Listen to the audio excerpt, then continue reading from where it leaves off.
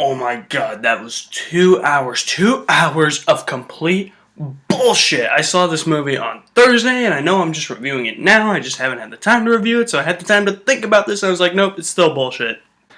James Cameron said that this is the true third Terminator movie. Mistake number one the Terminator movie made? Yeah, it had Terminator branded on it in its name. The second mistake, yeah.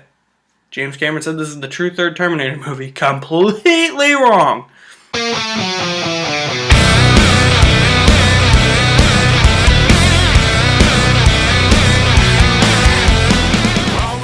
Terminator Genisys with a Y.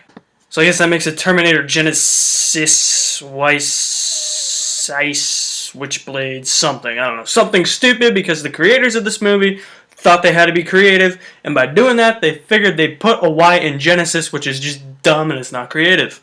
So Terminator Genisys is the fifth Terminator movie, if it deserves to be called the fifth Terminator movie. Fourth if you don't count Terminator 3, Rise of the Machines, like most normal human beings. And in Terminator Genisys, John Connor sends Kyle Reese back to 1984, but instead of going back to the regular 1984 that we had in the original Terminator movie, we get a different 1984 where he's going to protect Sarah Connor, but Sarah Connor knows that, Skynet's coming. So they're preparing for the apocalypse, and then we get like a bunch of different time-traveling weird mechanics, and we get a time travel movie. And you're probably thinking to yourself, dude, how could this movie go wrong? Oh, it goes wrong in the worst way possible. It's not even a Terminator movie. Seriously, it didn't feel like a Terminator movie. Like the beginning, everybody says the beginning is like the coolest part of the movie, and it sets up what the movie's going to be about. And yeah, it sets up what the movie's going to be about, but it's an okay beginning. I don't want to say it's spectacular or anything. But then the movie goes in a direction that you least expect, and you're just like, can we get back to the futuristic stuff?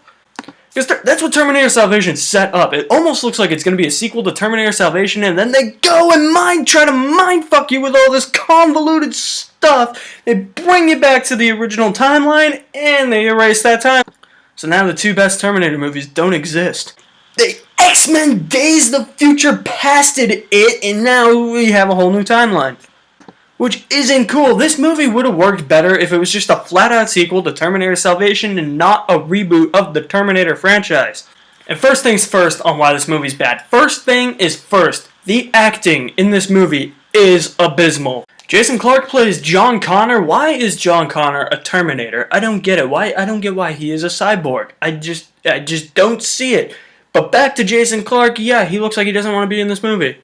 Half the time he's talking, he talks like a robot anyway. He talks out of the side of his mouth. You can't really understand him. He just talks like he's, in here for the money.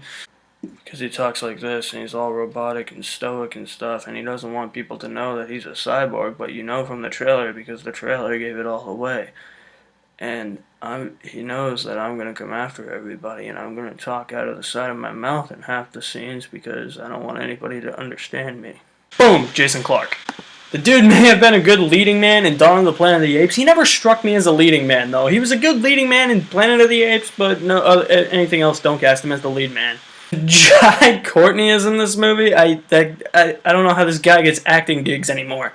He is like the most laughable actor to me. You guess John McClane's son, the love child of Joel Kinnaman and Hayden Christensen. If those two had a kid, it would be Jai Courtney.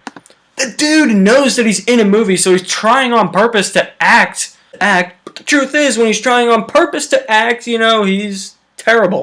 Even if he wasn't trying to act, even if he didn't realize he was in a movie, even if he realized that this, could be a real-life situation, he'd still suck. He's all emotionless and robotic, and, he's just there to be a big tough guy, and he's not. I don't even think he's that tough. Schwarzenegger? He's not really an actor anyway, he's just a big tough guy. He was never a good actor. I mean, he was only there to do lines like this. Come on, man, you gotta like my movie. Schwarzenegger is functional with the material he was given, but the material he was given doesn't remind me of any of the old Terminator whatsoever. It's just a dumb Terminator version of his own Terminator. He had a lot of comic relief too. I was like, I don't think the old Terminator that he played in the old Terminator movies would be that funny. I mean, he had a couple funny scenes, like the fuck you asshole scene. That was funny, but I don't think he would be anything on the level of this. If there is a positive from the movie, this movie may have 99 problems, but Emilia Clarke sure ain't one. Emilia Clarke from Game of Thrones, who plays Daenerys in Game of Thrones, she plays Sarah Connor, and not only is she beautiful and sexy and something to actually look at in the movie, because the rest of the movie's not visually appealing, but she is. She's functional as Sarah Connor. The thing I liked about her is that she kind of reminded me of a young Linda Hamilton. Like, she kind of looked the part, and she kind of, played the part like a young Linda Hamilton. So, kudos to her. And I hope she becomes my next wife. Because I got 3. I got Margot Robbie, I got Mila Kunis, and now I get Emilia Clarke. Now, not only is the acting abysmal in this movie, but the action scenes are abysmal as well. Action scenes should be in a movie because they should be justified. The plot should justify why there is an action scene. In this movie, they don't do that. They're just like, oh, well, we have action scenes in this movie just because we need an action scene. We can't keep the audience bored for the whole movie, so action scene here, action scene here, action scene here. Boom, we're done. This movie was like an all-action, no-plot festival of extravaganzas. If that's a phrase, I don't know. It is now. The action in this movie doesn't justify anything that happens in the plot. Action should happen because of consequences in the plot. Like, for instance, James Bond movies. The action in James Bond movies happens because of something that happens within the plot. The Marvel movies, the action happens in the Marvel movies because there's something that happens in the plot that makes there be an action scene. None of these movies really have any action scenes to be thrown in there just because they're action scenes. Terminator Genisys does, however. That is something that brings the movie down. It's not something that should ever happen in a movie. Not to mention the visual effects look no different than they did in 1984. Yeah, I'm dead serious. In the plot goes everywhere. It's so convoluted. It's one of those movies that tries to be smarter than you, and ultimately you're smarter than it, so you're the smart one and the movie's the dumb one. That's pretty much all I have to say about the movie. So is it good? No, not at all. I didn't like it. Definitely the weakest Terminator movie should never have the Terminator name branded onto it. It's a terrible movie. The acting is abysmal. The action scenes are abysmal. The action scenes are in there because they need action scenes and not because the plot justifies an action scene.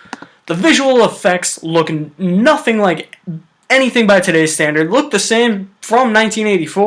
The plot's all over the place. It looks like it's going one way and then it goes in a bunch of different directions that nobody gives a shit about. I have a new name for this movie. Terminator Genisys is ultimately Terminator Genisys. Terminator Genisys is a very forgettable movie. It's terrible. I give it 3 T-1000s out of 10. It is that bad. Those 3 points go to Emilia Clarke. I'm serious, those 3 points go to Emilia Clarke. Damn it, she is so sexy. So did you see Terminator Genisys this past week? Oh, of course you didn't see Terminator Genisys. It only made $25 million at the box office because nobody saw it because they all saw the reviews and all saw that it sucks. So yeah, it does suck. I will ask you this though. What is your favorite Terminator movie? Me? T2. Terminator 2 Judgment Day. Best Terminator movie, hands down. Then I'd probably go T1, and then T4, and then T3 if that counts. I don't think it does. I want some feedback, so drop me a comment in the comment section below. And for more news and reviews on movies, movie trailers, video games, and TV shows, follow me, like me on Facebook, follow me on Twitter.